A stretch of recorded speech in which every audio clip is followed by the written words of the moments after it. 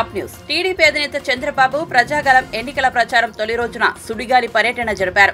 పలమనేరు, పుత్తూరు నగరి సభల్లో పాల్గొన్న ఆయన చివరిగా మదనపల్లె సభలో పాల్గొన్నారు.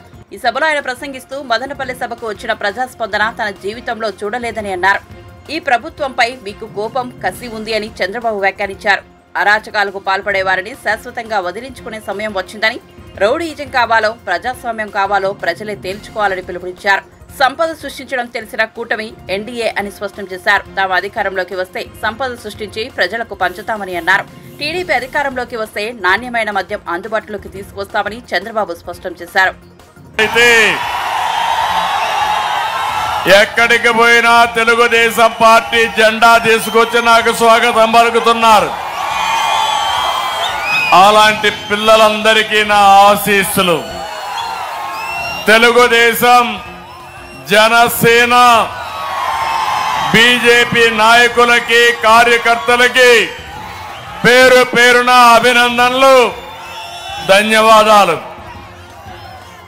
రాష్ట్రం దశ దిశ మార్చేందుకు ఈ ఎన్నికల సమయంలో ప్రజల్ని చైతన్యవంతులు చేయడానికి వచ్చాను.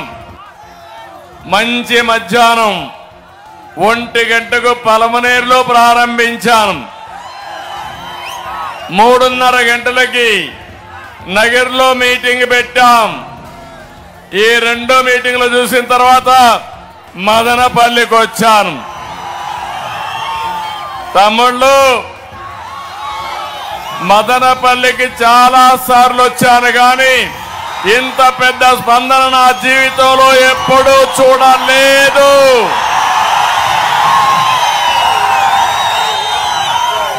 ఇది చూసిన తర్వాత నాకు అర్థమైంది, ఈ ప్రభుత్వం పైన మీకు కోపం ఉంది, కసి ఉంది, అది కక్షగా మారుతా ఉంది. ఎప్పుడు ఎన్నికలు పెట్టినా చిత్తుగా ఓడించడానికి మీరు సిద్ధమయ్యారు. ఒక్క ఛాన్స్ అన్నాడు. జ్ఞాపకం ఉందా? 2019లో ముద్దులు పెట్టాడు, జ్ఞాపకం ఉందా? తల నిమిరాడు, జ్ఞాపకం ఉందా? చెక్కళ్ళన్నీ కూడా చేతి పెట్టి సవర తీశాడు, జ్ఞాపకం ఉందా? తమ్ముళ్ళు, అయినాక ముఖ్యమంత్రిగా ఏం చేశాడు? బాధుడే బాధుడు. అవునా కాదా? గుద్దుడే గుద్దుడు. ఎవరినైనా వదిలిపెట్టాడా అని అడుగుతున్నా మిమ్మల్ని. ఆ బాధ ఈరోజు మీ అందరిలో చూస్తున్నా. ఒక బాధ, ఒక ఆవేదన, ఒక ఆక్రందన, ఒక ఆవేశంగా తయారైంది. తొలి రోజు నేను చూస్తే నా 3 మీటింగులు సూపర్ హిట్ అయినాయి. ఇక రాబోయే అన్స్టాపబుల్ తెలుగుదేశం పార్టీ ఎన్డీఏ ఇక్కడ ఎక్కడికి వెళ్ళినా సాగునీరు లేని రైతు ఎదనిపిస్తా ఉంది. ఉద్యోగం లేని మా యువత కనపడుస్తున్నారు. నాకు నమ్మించి తడిగుడ్డతో గొంతు కోసే ప్రభుత్వం ఏదో మీ భవిష్యత్తు కోసం పనిచే. ఏపీ ముఖ్యమంత్రి, వైసీపీ జాతీయ అధ్యక్షుడు వైఎస్ జగన్మోహన్ రెడ్డి ఎన్నికల ప్రచారానికి శ్రీకారం చుట్టారు. మేమంతా సిద్ధం పేరిట చేపడుతున్న ఈ ఎన్నికల ప్రచారంలో తొలి సభను ప్రొద్దుటూరులో నిర్వహించారు. ఈ సభలో ఆయన ప్రసంగిస్తూ ఇంత పెద్ద మీటింగ్ ఈ జిల్లాలో ఎప్పుడూ జరిగి ఉండదేమో అనేలా జనసంద్రం కనిపిస్తోందని హర్షం వ్యక్తం చేశారు. ఇప్పటి వరకు నా విజయాలకు కారణమైన మీ అందరికీ కృతజ్ఞతలు అంటూ ప్రజలను ఉద్దేశించి వ్యాఖ్యానించారు. ఈ రోజు రాష్ట్రంలో కోట్లాది గుండెలు మన పార్టీకి, మన ప్రభుత్వానికి మద్దతు పలుకుతూ 2024 ఎన్నికల సమరానికి సిద్ధం అంటున్నాయని తెలిపారు. మన జెండా మరే జెండాతో జట్టు కట్టడం లేదని, ప్రజల ఎజెండాగా మన జెండా ఇవాళ రెపరెపలాడుతోందని అన్నారు. మళ్ళీ మరో 5 సంవత్సరాలు మీ ఇంట్లో మీ రక్తం తాగేందుకు వస్తుంది అని చెప్పి ప్రతి ఇంటికి వెళ్ళి చెప్పండి. పొరపాటు చేయొద్దు అని ప్రతి ఇంటికి వెళ్ళి చెప్పండి. చంద్రబాబుకు ఏ ఒక్కరైనా కూడా ఓటు వేయటము అని అంటే దాని అర్థం ఏమిటో తెలుసా? చంద్రబాబుకు పొరపాటున ఏ ఒక్కరైనా ఓటు వేయటము అని అంటే దాని అర్థం ఏమిటో తెలుసా? మనమే మనకు అందుతా ఉన్న మన పథకాలన్నింటినీ కూడా రద్దు చేసేందుకు మనమే ఓటు వేయటము అని చెప్పి ప్రతి ఇంటికి వెళ్ళి చెప్పండి. చంద్రబాబును నమ్మటము అని అంటే అబద్ధాన్ని, మోసాన్ని, వెన్నుపోటును నమ్మినట్టే అని చెప్పి ప్రతి ఇంటికి వెళ్ళి చెప్పండి. ఒక్కసారి చంద్రబాబు నాయుడు గారి గురించి చెప్పేటప్పుడు ప్రతి ఒక్కరూ కూడా ఆలోచన చేస్తూ చెప్పండి.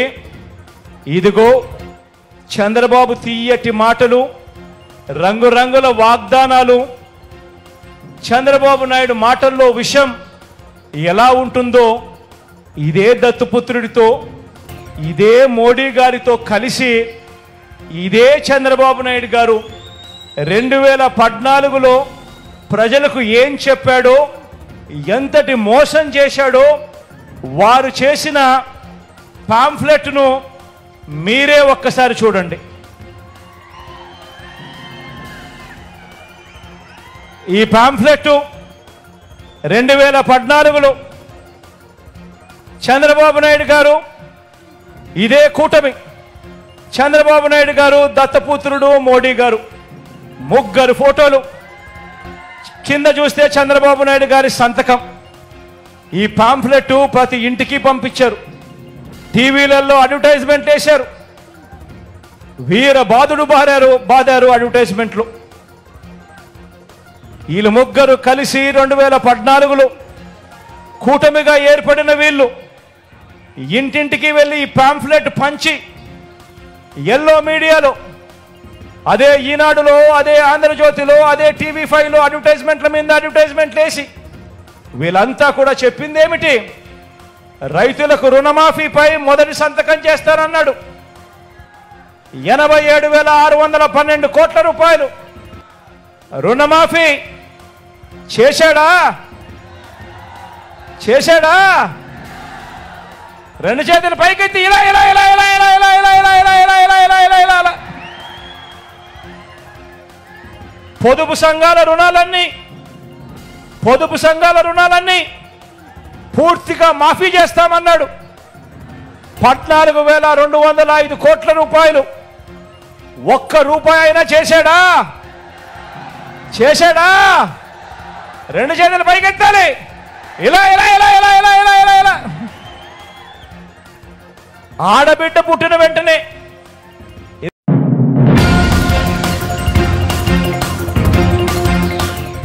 ఏపీలో టీడీపీ, జనసేన పార్టీలతో పొత్తు కుదుర్చుకున్న బీజేపీ తమ అసెంబ్లీ అభ్యర్థుల జాబితా విడుదల చేసింది. పొత్తులో భాగంగా బీజేపీ ఏపీలో 10 అసెంబ్లీ స్థానాలు, 6 ఎంపీ స్థానాల్లో పోటీ చేస్తోంది.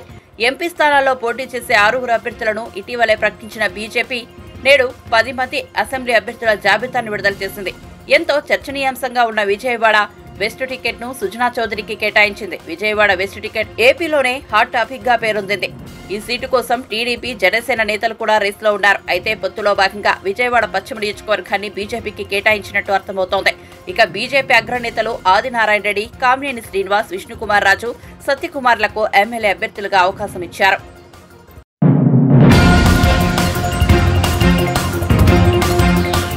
మంత్రి జూపల్లి కృష్ణారావుపై బీఆర్ఎస్ నేత ఎర్రోళ్ల శ్రీనివాస్ తీవ్ర స్థాయిలో మండిపడ్డారు. బుధవారం నాడు ఆయన మీడియాతో మాట్లాడుతూ మంత్రులు దొంగల ముఠాగా మారి రాష్ట్రాన్ని దోచుకుంటున్నారని విమర్శించారు. హామీలు అమలు చేసే వరకు కాంగ్రెస్ వెంటపడతాం, వేటాడతామని హెచ్చరించారు. 6 గ్యారంటీలను అమలు చేయనందుకు కాంగ్రెస్ పార్టీ మంత్రులపై చీటింగ్ కేసు నమోదు చేయాలన్నారు. జూపల్లి కృష్ణారావు గతంలో ఉద్యమంలో పాల్గొన్నాడనే గౌరవం ఉండేదని, కేసీఆర్, హరీష్ రావులపై ఆయన చేసిన వ్యాఖ్యలు సరికాదన్నారు. కేసీఆర్ కేబినెట్ లో మంత్రిగా పనిచేసిన విషయాన్ని జూపల్లి మరిచినట్లుగా ఉన్నారని ఎద్దేవా చేశారు. అట్టి మారంగానే మనిషి మారతాడు, మనిషి యొక్క విలువలు మారుతాయి, మాట మార్చచ్చు అనేది జూపల్లి కృష్ణారావు గారి నిన్న స్టేట్మెంట్ చూసిన తర్వాత అర్థమైంది. ఇలా జూపల్లి కృష్ణారావు గారు హరీష్ రావు గారి మీద, బీఆర్ఎస్ పార్టీ అధినేతల పైన, మా అధినేత కేసీఆర్ పైన చేసినటువంటి వ్యాఖ్యలను మేము తీవ్రంగా ఖండిస్తూ ఉన్నాం. జూపల్లి కృష్ణారావు గారు ఈ పార్టీ పైన, ఈ పార్టీలో కూడా మీరు మంత్రిగా పనిచేసింది, 5 సంవత్సరాలు మంత్రిగా ఉన్నారు. జిల్లా మొత్తం గుత్తాధిపత్యం పట్టుకొని ఎవరిని కూడా ఎదగనీయకుండా చేసి 5 సంవత్సరాలు మంత్రిగా ఉండి పనిచేసింది. ఇలా మీరు ఎందుకు ఇలాంటి అబద్ధాలు మాట్లాడాలి? మీరు మాట్లాడుతుంటే దయ్యాలు వేదాలు వల్లిస్తున్నట్టు అనిపిస్తూ ఉంది. ఇలా హరీష్ రావు గారి పైన, బీఆర్ఎస్ పార్టీ పైన, మా కేసీఆర్ గారి పైన విమర్శలు చేసే ముందు ఫస్ట్ మీరు ఆత్మవిమర్శ చేసుకోండి. మీరే చెప్పింది కదా చాలా సందర్భాలల్లో, ఒకప్పుడు తెలంగాణ ప్రాంతంలో వలసలకు నిలయమైనటువంటి జిల్లా ఏదైనా ఉంది అని అంటే అది పాలమూరు జిల్లా. తెలంగాణ ఉద్యమంలో మనం మొదలుపెట్టినాడు ప్రతి సంవత్సరం 10 లక్షల మంది కార్మికులు బొంబాయి, భీమండి, అదేవిధంగా హైదరాబాద్ లాంటి ప్రాంతాలకు వలస వెళ్ళినటువంటి సంఘటన మీకు తెలుసు. ఇలా కేసీఆర్ గారి 10 సంవత్సరాల పాలన తర్వాత వలసలన్నీ వాపస్ అయినాయి, అది కూడా మీకు తెలుసు. ఇలా సమైక్య రాష్ట్రంలో మీ పాలమూరు జిల్లా ఎట్లుండే, తెలంగాణ రాష్ట్రం ఏర్పడ్డ తర్వాత కేసీఆర్ గారి 10 సంవత్సరాల పాలన తర్వాత ఇలా పాలమూరు జిల్లా ఎట్లుందో ఇలా మీరు ఆత్మవిమర్శ చేసుకోండి, మమ్మల్ని కాదు అనడం. ఇలా ఈ స్టేట్మెంటు చూస్తూ ఉంటే మీ 2 నాలుకల ధోరణికి ఇదొక నిలువెత్తు నిదర్శనమని అర్థమవుతూ ఉన్నది. అంటే మీరు ఏం చెప్పదలుచుకున్నారు? గతంలోనేమో నిరుద్యోగ భృతి మీద మాట్లాడితే ముఖ్యమంత్రి గారి స్టేట్మెంట్ మీద మాట్లాడితే ఉప ముఖ్యమంత్రి ఏమంటాడు, మాకు సంబంధం లేదు, మేము అనలేదు అన్నారు. ఇలా రుణమాఫీ మీద నిన్న మంత్రి గారు మెదక్ పార్లమెంట్ నియోజకవర్గ సమీక్ష సమావేశంలో మాట్లాడితే ఇలా మేము ఆర్థిక పరిస్థితి బాగలేదని చెప్తా ఉన్నారు. అంటే మీరు ఏం చెప్పదలుచుకున్నారు? ఈ మీరు ఇచ్చినటువంటి వాగ్దానాలు ఏదైతున్నాయో అవి మేము చేయలేమో అని చెప్పకనే చెప్తున్న మాట గుర్తొస్తూ ఉన్నది. ఇలా జూపల్లి కృష్ణారావు గారు మీరు టీఆర్ఎస్ పార్టీలో ఉన్నప్పుడు, మంత్రిగా ఉన్నప్పుడు ఏం మాట్లాడినరో ఒకసారి మీరు వినండి. మీ మాటలు 2 నాలుకల ధోరణికి ఇదొక నిలువెత్తు నిదర్శనం.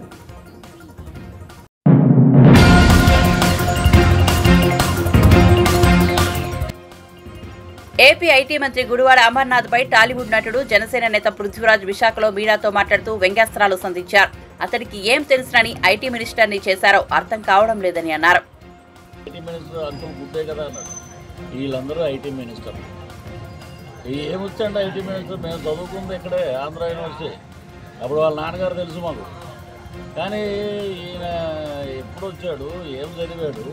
ఈయన ఐటీ మినిస్టర్ ఏంటంటే ఈయన ఎందుకు పెట్టుకున్నారంటే చుట్టుపక్కల స్థలాలు గిలాలు ఎక్కడెక్కడ ఖాళీ సరుకులు ఏమున్నాయి ఇవన్నీ చూసి మాకు ఇన్ఫర్మేషన్ ఇస్తే మనం చపాతీ చేసేటప్పుడు గోధుమ పిండి అయిపోయాక ఆడవాళ్ళు ఎలా అంటే ఆ రథంలాగా పడుతుంది కింద పిండి, ఆ పిండి ఏరుకోవటానికి ఉన్నాడు ఇతను గుడివాడ అమర్నాథ్. ఎదుగా సీట్ లేదా నువ్వు గెలవు, నువ్వు గుడివాళ్ళు నువ్వు గాజువాకలో గెలవు. మా కూటమి అభ్యర్థి దగ్గర 70,000 మెజార్టీతో గాజువాక అద్భుతమైన రిజల్ట్. మీరంతా షెడ్యూల్కి వెళ్ళటమే. రేపు 4వ తారీఖు జూన్ 4th ఎలక్షన్ డిక్లేర్ అవ్వగానే బై రోడ్డు వెళ్ళిపోయేవాళ్ళు బై రోడ్డు, ఫ్లైట్లో వెళ్ళిపోయేవాడు ఫ్లైట్లో, డబ్బులు ఎక్కువ దొబ్బారు కదా, అలా పోయేవాడు అలా పోతాడు. రాష్ట్రం ప్రశాంతంగా ఉంటుంది, అద్భుతమైన పరిపాలన ఉంటుంది. ఎక్కడ ఎటువంటి పరిపాలన ఉన్నా కూడా తను ఎవరికి సపోర్ట్ ఉన్నా కూడా తన గొంతు తన గలం అసెంబ్లీలో వినిపిస్తాడు పవన్ కళ్యాణ్ గారు. ఈ రోజున మీరు కుట్రలు వ్యక్తులు ఇంటికి 1 లక్ష, ఓటుకు 1 లక్ష, లేకపోతే బైక్ ఒక బైకు. పిఠాపురం ప్రజలు ఏమంటున్నారంటే అక్కడి నుంచి వచ్చాను నేను ఇక్కడికి. పిఠాపురం ప్రజలు ఒరే లపోట్ మీరు ఇచ్చేది ఏంటారా మాకు బైకులు? ఆల్రెడీ పిఠాపురంలో ఉన్న జనసేన అంతా బైకులతోటను 3 కోట్ల ఫోన్ చేస్తున్నారు. మీరు ఇచ్చే ఎంగిలి మెతుల కోసం మేము ఆశపడలేదురా అన్నాడు. ఆ ఉప్మా భద్రగడ్డ అని ఒకడు ఉన్నాడు, కాపు నాయకులు అని చెప్పుకుంటారు. మేము ఇంకా ఏంటంటే మాకు తెలియక కాపు నాయకులు మీరంతా కాపులు బ్రహ్మాండం అని చెప్పి ఒక హరిరామ జోగయ్య గారు, ఈయన ముద్రగడ్డ గారు ఏ రోజు ఏం చేసావు నువ్వు? జనాలకి ఎవరికి ఏం చేయలేదు, వాడుకున్నావు. మళ్ళీ ప్రేమ లేఖలు రాయడం,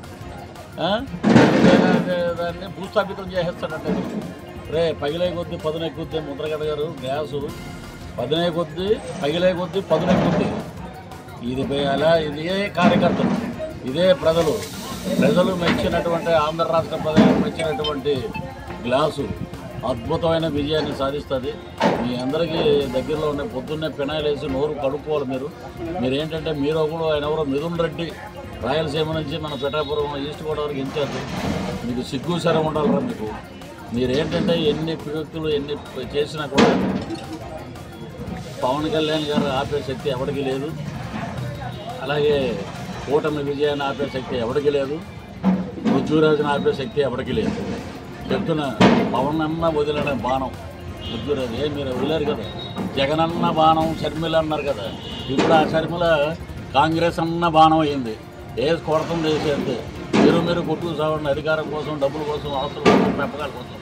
మాకు అలాంటివి లేవు. మేము ఉంటే గ్లాసులో మంచి తాగుతాం, మంచినీళ్ళు తాగుతాం, గంజి తాగుతాం. బాగా ఎక్కువ ఉంటే ఒక పాయసం తాగుతాం. ఈ గ్లాస్ అలాంటిది. ఈ గ్లాసుల గురించి ఎవరైనా సరే ఒక్కొక్క మాట మాట్లాడితే అప్పట్లో పవన్ కళ్యాణ్ గారు అన్నారు బట్టలు కూడా తీసి కొడతామని. అలా మేము మాట్లాడడం. ఓటేసి కొడతాం. ప్రజలు ఒకటే అంటున్నారు. ఏం సమాధానం చెప్పండి. ఓటేసి కొడతాం. 2024 తీర్పు అద్భుతంగా ఉంటుంది. వర్డిక్ట్ అద్భుతం. బ్రహ్మాండమైన రాజ్యం మా నాగేంద్రబాబు గారికి, అలాగే నాదెండ్ల మనోహర్ గారికి, మా పవన్ కళ్యాణ్ గారికి ఎలాగా నిబద్ధత గల నాయకులు ఉన్నారు మా దగ్గర. మీలాగా బూతులు మినిస్టర్లు లేరు మా దగ్గర.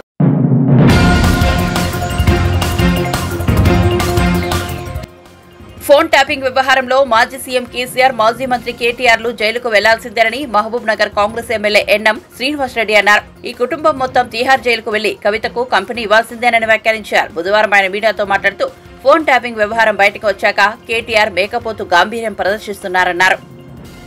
ఆయన అంటాడు ఈ ఫోన్ ట్యాపింగ్లో రేవంత్ రెడ్డి గారు నా వెంట్రుక కూడా పీకలేడు అంటున్నారు. అయ్యా కేటీఆర్ గారు, ఈ ఫోన్ ట్యాపింగ్ అంశంలో ఖచ్చితంగా మీరు మీ తండ్రి గారు జైలు పాలు కావాల్సిందే.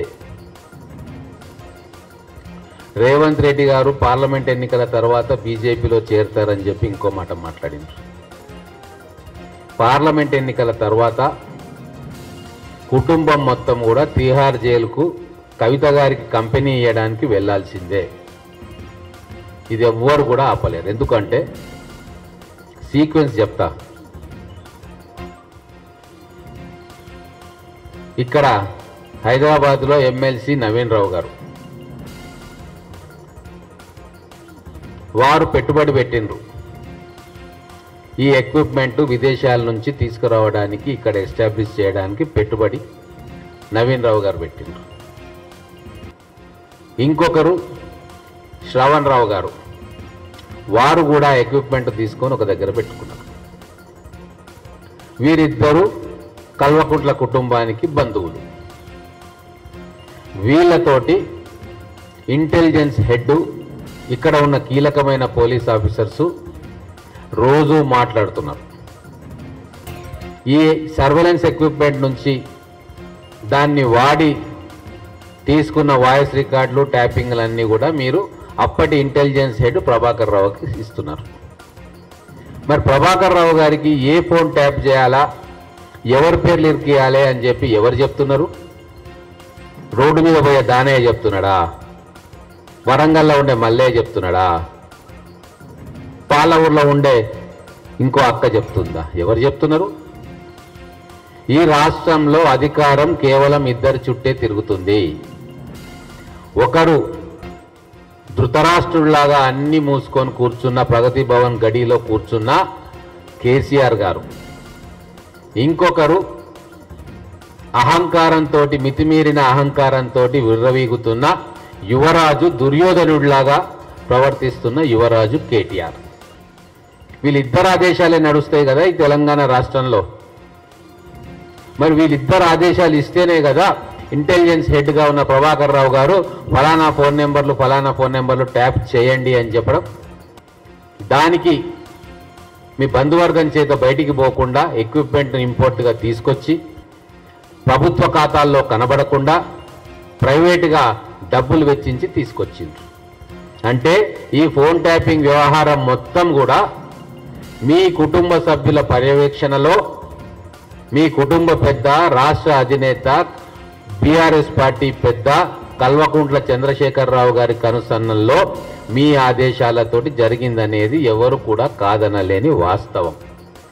దీన్ని మీరు కాదంటారా? లై డిటెక్టర్ టెస్ట్కి వస్తారా కేసీఆర్ అండ్ కేటీఆర్ కంపెనీ? మీరు ఏ ఫోన్ కాల్స్ కూడా ట్యాపింగ్కు ఆదేశించలేదు అని చెప్పి లై డిటెక్టర్ టెస్ట్లకు వస్తారా? నేను రిక్వెస్ట్ చేస్తా ఉన్నా,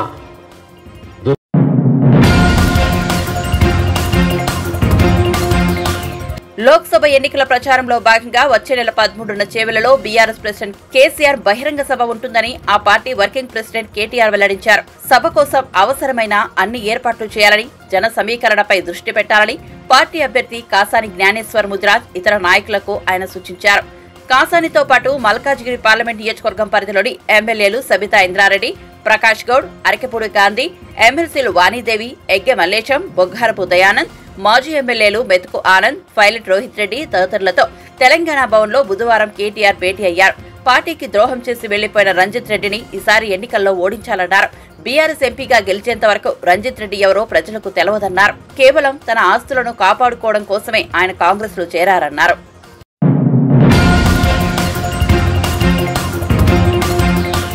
కాకినాడ జిల్లా తాళ్లరేవు మండలంలో పంట పొలాలకు నీరు అందడం లేదంటూ పొలాల్లో ద్విచక్ర వాహనాలు నడిపి రైతులు వినూత్నంగా నిరసన చేపట్టారు. మండలంలో గ్రాంటు చివరి ఆయకట్టు పరిధిలో నీరందక వరి పొలాలు ఎండిపోయాయని వారు ఆవేదన వ్యక్తం చేశారు. ప్రభుత్వం ఆదుకోకపోతే తమకు ఆత్మహత్య దిక్కని వాపోయారు.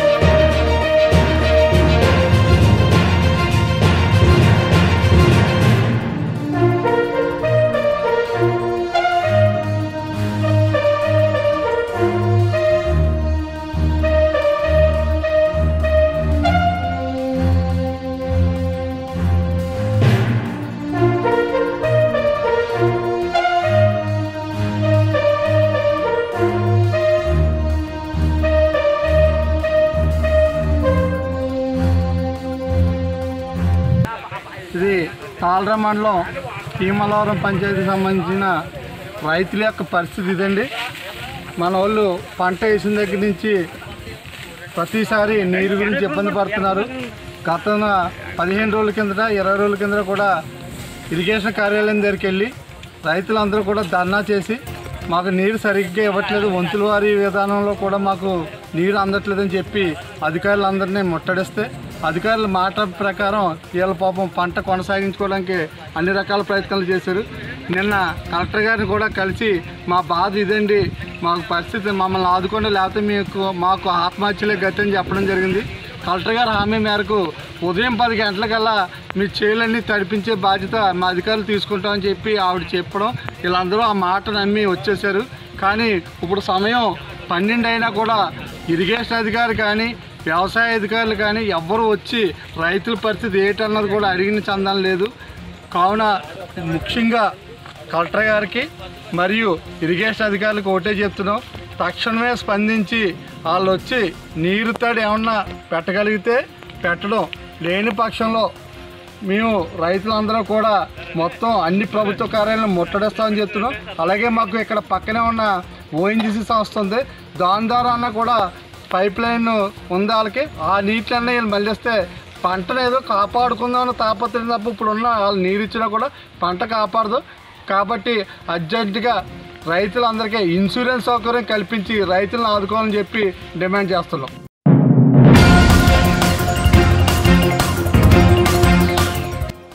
రాజకీయ నాయకుల ఫోన్ ట్యాపింగ్ వ్యవహారంపై రాష్ట్ర డీజీపీ రవిగుప్తాకు రఘునందన్ రావు ఫిర్యాదు చేశారు. అనంతరం ఆయన మీడియాతో మాట్లాడారు. కేసులో నిక్షిప్తపాతంగా విచారణ జరపాలని కోరినట్లు చెప్పారు. దుబ్బాక, హుజూరాబాద్, మునుగోడు ఉప ఎన్నికల్లో ప్రతిపక్ష నాయకుల ఫోన్ ట్యాప్ చేశారు. ఇదే మాట నేను ఉప ఎన్నిక సమయంలో చెప్పాను, నేను చెప్పిందే ఇప్పుడు నిజమైంది అన్నారు. తెలంగాణ రాష్ట్ర పోలీసులు గత 10 రోజులుగా జరుపుతున్నటువంటి టెలిఫోన్ ట్యాపింగ్ కేసులో అరెస్ట్ అయినటువంటి ప్రణీత్ కుమార్ అనేటువంటి డిఎస్పీ దుబ్బాక ఉప ఎన్నిక సందర్భంగా అక్కడ ప్రతిపక్ష నాయకుల టెలిఫోన్లు ట్యాపింగ్ చేసినాం. హుజూరాబాద్ ఎన్నికల్లో కూడా సేమ్ చేసినాం. మునుగోడు ఉప ఎన్నికల లోపల కూడా ప్రతిపక్షాల నాయకుల ఫోన్లు ట్యాపింగ్ చేసినామని పోలీసు ఉన్నతాధికారుల ముందు అంగీకరించినట్టు అన్ని దినపత్రికల్లో అన్ని టీవీ ఛానళ్లలో కూడా వార్తలు వస్తున్నాయి.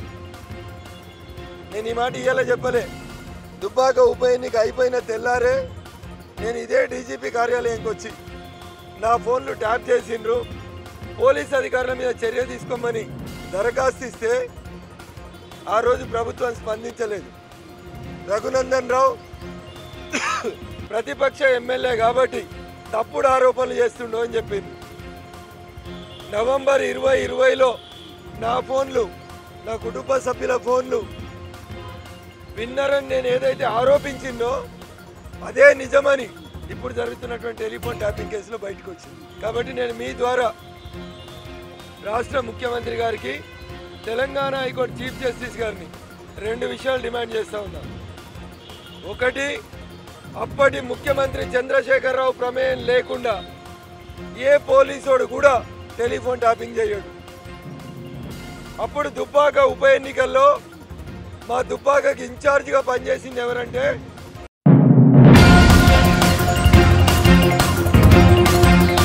హైదరాబాద్ లోని ఉప్పల్ స్టేడియంలో పరుగులు వెల్లువెత్తిన మ్యాచ్ లో సన్ రైజర్స్ హైదరాబాద్ అదిరిపోయే విజయం సాధించింది.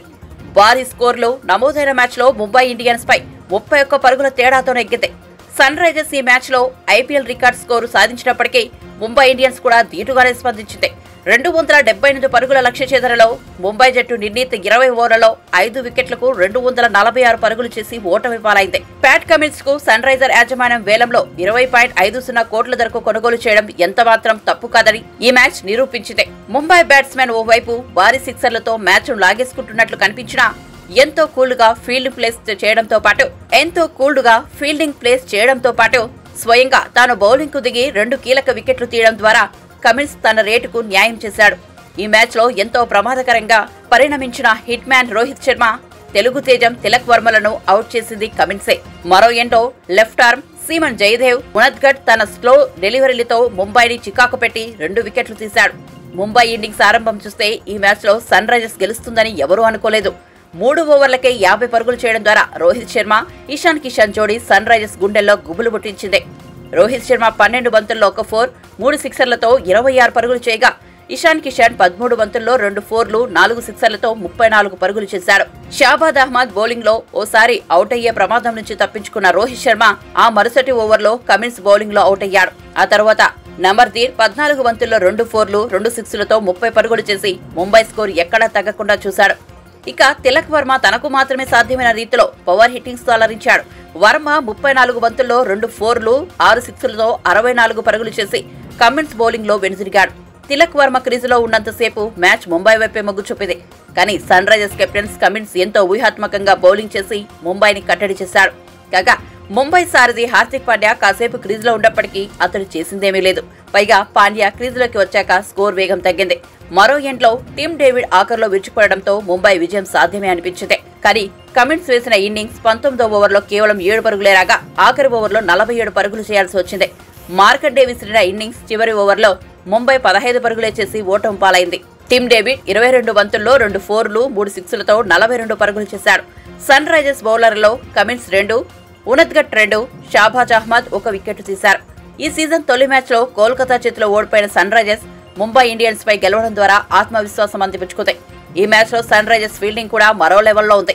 ముంబై ఆటగాళ్లు సిక్సర్లు కొడుతున్నప్పటికీ సన్ రైజర్స్ ఆటగాళ్లు కొన్ని చక్కని క్యాచ్లు, ఫీల్డింగ్ విన్యాసాలతో జట్టు విజయానికి దోహదపడ్డారు.